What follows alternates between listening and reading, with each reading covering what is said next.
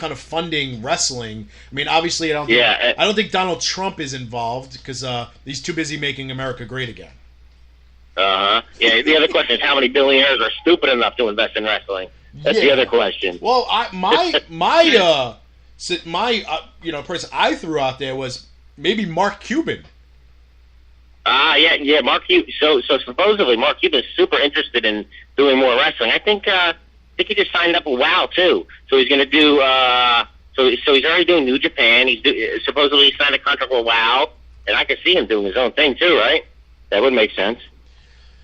But I know who you refer to as far as the one that's rumored. The family that owns the Jacksonville Jaguars. That's it. Yeah, that's it. The Khan family, which I think would be awesome if they would like bring in. I don't know if you're a Star Trek fan at all. A little bit. When you had Shatner screaming Khan's name at the end of the Wrath of Khan. Yeah. I think they should open up their new wrestling company with just Shatner screaming Khan. That'd be my God. I'd pop to that. See, I have problems. Yeah. It's totally different from all the problems that people think I have. I have different problems. We all have a lot of problems, don't we? It's no such thing as normal. I don't understand why people. Oh my God. People want everybody to comply to certain things. I'm like, why?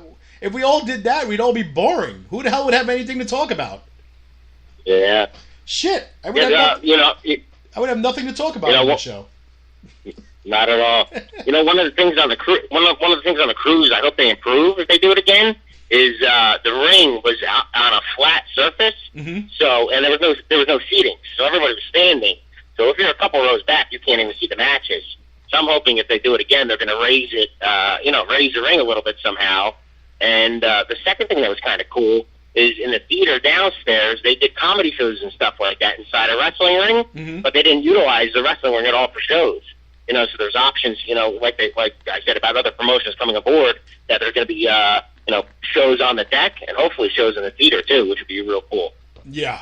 No, that's. Yeah. I mean, it's. You know what? I mean, for a first show, it sounds like it was really cool. There's always little quirky things here and there that need to be worked out from show to show. I mean, obviously, you learn that from your first show, and if you build a second show, you're gonna learn from any mistakes that you feel you made or others that people might have pointed out that you agree with. So it goes from show to show. I mean, people have been doing shows for years and still make mistakes. There's no foolproof show. There's nobody out there that's run 100% perfect show with absolutely no speed bumps. Not at all. So, now give me something like, was Mick Foley on this or no? Mick Foley and Noel Foley was on it. I didn't see her at all. Okay. But he did an autograph signing. And he did two shows, one where more comedy based, okay, and one more about like his life, and mostly about the Hell in the Cell. And so I went to that one, and that he's number one, he's a good storyteller to begin with. Oh yeah. And when he's telling the story, he's so funny, So that was really great. I mean, it sounds like anybody's been on a cruise knows it's like an adventure. I mean You could literally go on a cruise with somebody for 10 days and probably see each other twice. And I'm not talking about like at dinner. I'm just talking about bumping into them. Because there's just so much to do on a cruise ship. Then you add on, the wrestling factor of meet and greets and comedy shows, Q&As, the wrestling show, the matches itself. I mean, it must have been like... This must have been like not overdose in a bad way. I mean, this must have been like heaven for wrestling fans. Yeah, it was impossible to do every single thing, which is kind of cool, because then maybe, the second year you want to say, okay, I did this and I did that this time, so now I want to try these types of things instead, which is kind of cool to keep it fresh. So that's pretty interesting as well. Yeah, definitely. It definitely sounds pretty cool. I mean, I don't... first of all, my wedding kind of ran through that, so that wasn't going to happen, but I don't think I can get the wife to agree to do a cruise for a wrestling show, because if that happens, wrestling cruise, yeah, she's gonna make me go on the New Kids on the Block cruise, and that's not happening. Oh my God, yeah. Nope. Let's squash that right there. No cruises. Yeah. So basically, it's like, all right, look, if we're going on a cruise, it's gonna be our honeymoon, which is gonna happen in May. So, yeah, I'm not doing New Kids on the Block, and you're not doing wrestling. So we'll just agree that it ain't happening. Yeah, perfect. I'd rather be dragged behind the ship than sit through a New Kids on the Block concert, let alone trapped on the ship with them. Me too. Yeah. Your kid even agrees. Yeah, he just woke up. I'd be crying too. Damn. Yeah. He heard Damage 365. That's what he heard. Oh, making little kids cry since 2012. But I mean, other than that, was there any high points? Anything else you wanted to talk about as far as the cruise is concerned? No, that's pretty much it. You know, the two negatives. You know, the viewing of the ring. Yeah. And the second one I think was the food. You know, there was I think the food quality is pretty low on the ship. Yeah. Well, maybe they got to upgrade to a different company.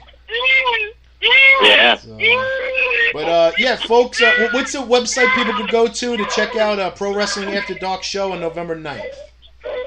So you can go to standalonewrestling.com or you can go to bethetrifecta.com.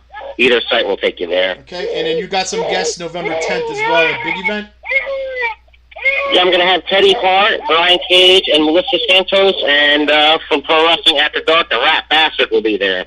The Rat Bastard. Well, no, I guess we're not going to have any dancing penises at Big Event. No, I don't think I would get the approval on that one. Family show, folks. Yeah. Well, Chad, I appreciate you giving us a call and giving us the 411 on that cruise, and I hope people that nobody listens to my show anyway, but for the ones that do, no. I hope that maybe it sways them to look into this for the future. Thank you, and for all the 5 listeners, yes, please come out to Pro Wrestling After Dark. All right, well, make it 6 because we're both on. All right. All right, Chad. Thanks a lot, Thanks so much, man. All right, bye-bye. I'll see you. Bye.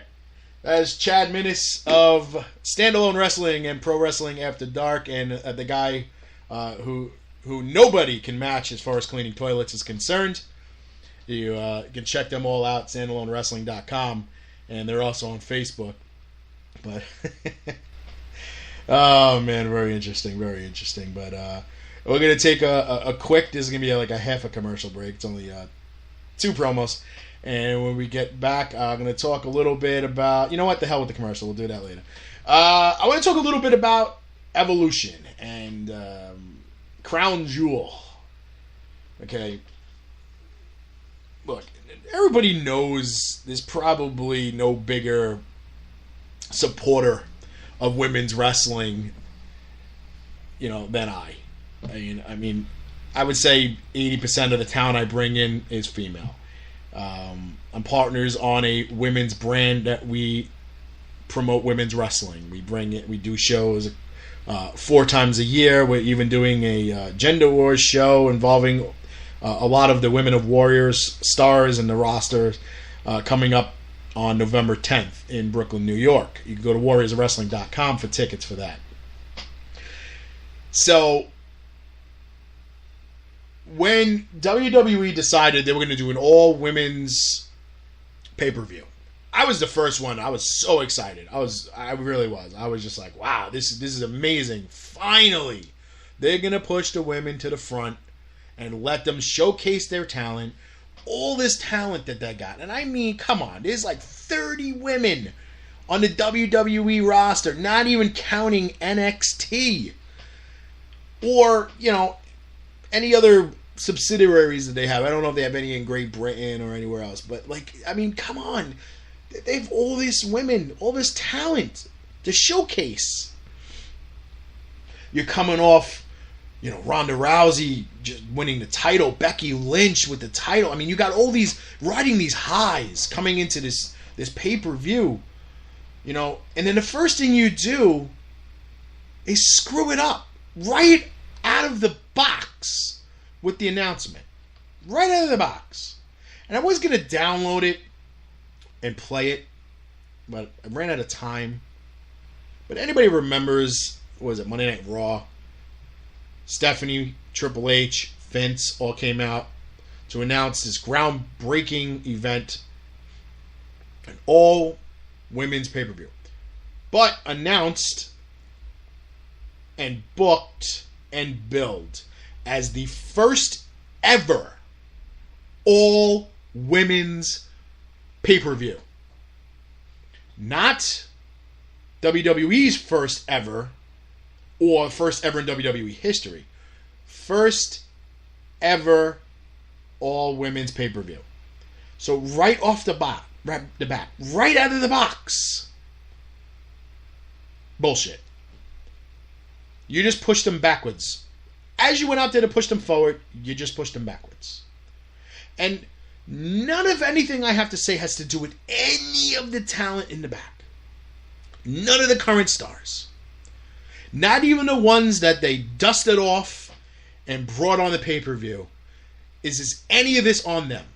This is all solely on the egotistical shoulders of Triple H, Stephanie McMahon, Vince McMahon, and you might as well throw Shane McMahon into that mix.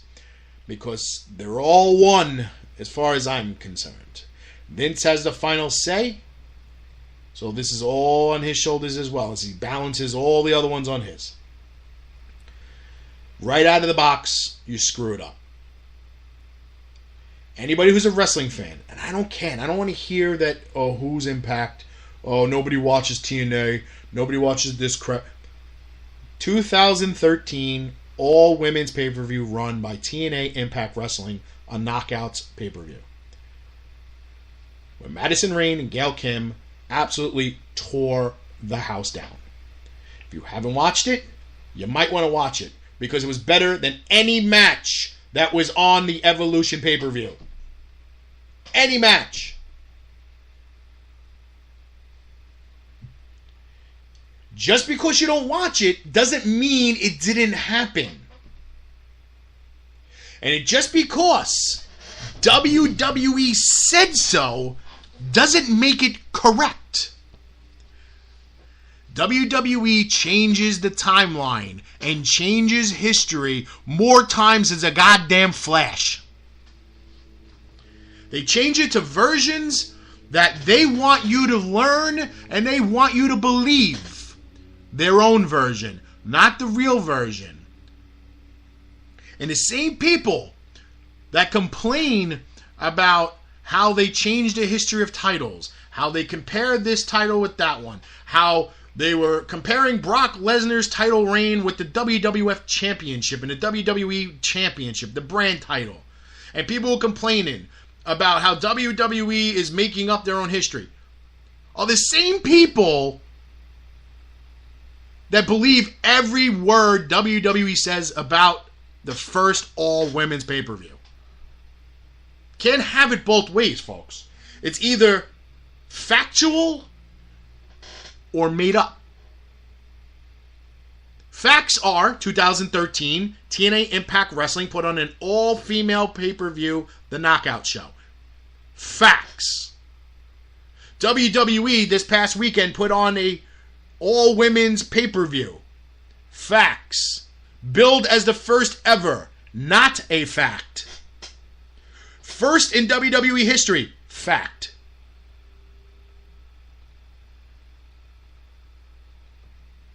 Plain and simple. So right out of the box, you screw it up. Okay? And then I was saying from the beginning, please do not drag in all these wrestlers from 1990s, Attitude Era, the Divas Era, when wrestling was absolute garbage. What do? The exact same thing I just said don't do. They do. I have nothing against Hall of Famers Lita and Trish Stratus, but when you haven't worked a match in 15 plus years, it's going to look like you haven't worked a match in 15 plus years. And it absolutely looked like that. It was terrible. There was nothing Mickie James or Alicia Fox